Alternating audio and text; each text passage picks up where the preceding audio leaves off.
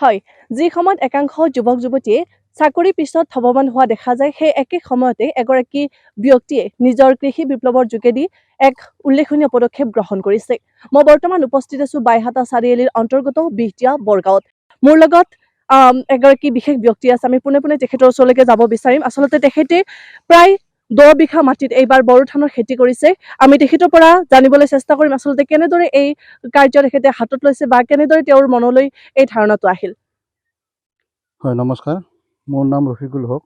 মই বাহিৰত গৈছিলোঁ, মানে খাৰুপেটীয়া, হাজো এনেকুৱা জেগাত যোৱাতে এইবিলাক ধান দেখা পালোঁ। দেখা পাই কিনে মই ভাবিলোঁ যে একবাৰ আমাৰ সিফালেও এই ধানৰ বিধান যদি যায়, আমাৰ মানুহ খেতি কৰাত অলপমান, আমি যে শালি ধানৰ খেতি কৰোঁ তাতে 8 মোন 10 মোন ধান হয়।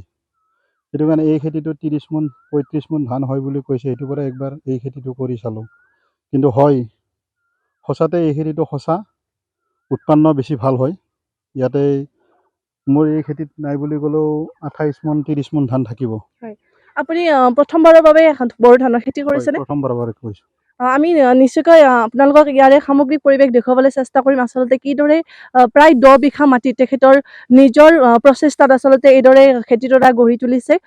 আমি যেতিয়া ইয়াতে প্ৰৱেশ কৰিছিলোঁ, নিশ্চয়কৈ ইয়াৰ এই খেতিডৰাৰ লগে লগে অন্য কিছুমান তেখেতে শস্যও ইয়াতে কৰা দেখিবলৈ পোৱা গৈছে। তাৰ সমান্তৰালভাৱে তেখেতে মীন পালনৰ ফালেও আগবাঢ়িছে। আমি পুনৰবাৰ তেখেতৰ পৰা জানিবলৈ চেষ্টা কৰিম আচলতে কিদৰে তেখেতে মীন পালনৰ পৰা আদি কৰি ফল মূলৰো তেখেতে এখনি বাগান গঢ়ি তুলিছে। হয়, কি ক'ব এই ক্ষেত্ৰত?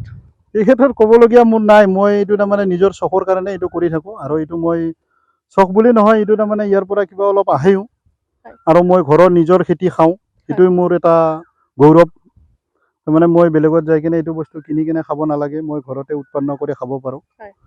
সেয়াই আৰু মোৰ বেলেগ আৰু হেৰি নাই। এনেই মই ধান খেতিটো আমাৰ ওচৰৰ যিখিনি ডেকা যুৱক আছে, সিহঁতেও মোৰ খেতিটো দেখা পাই কিনে যাতে আগবাঢ়ি আহে, সেইটো কাৰণেহে এইটো কৰা গৈছে তাৰমানে।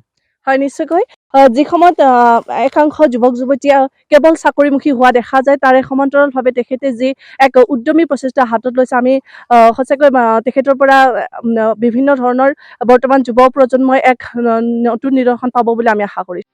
প্ৰত্যেকগৰাকী সৌন্দৰ্য পিপাসু মহিলাৰে প্ৰিয় গহনা। নিজৰ মন পচন্দৰ ধুনীয়া সাজযোৰৰ সৈতে মিলাই সকলোৱে গহনা পিন্ধি ভাল পায়। গুৱাহাটী মহানগৰীৰ মা অঞ্জলি জুৱেলাৰ্ছত গ্ৰাহকৰ বাবে উপলব্ধ অত্যাধুনিক ব্ৰাইডেল জুৱেলাৰী, ট্ৰেডিশ্যনেল মডাৰ্ণ জুৱেলাৰীকে ধৰি বিভিন্ন ধৰণৰ সোণৰূপৰ আকৰ্ষণীয় গহনা। আপুনি মনে বিচৰা ধৰণৰ সকলো গহনা উপলব্ধ হ'ব মা অঞ্জলি জুৱেলাৰ্ছত। গতিকে দেৰি কিয় কৰিছে? পলম নকৰি সোনকালে আহক।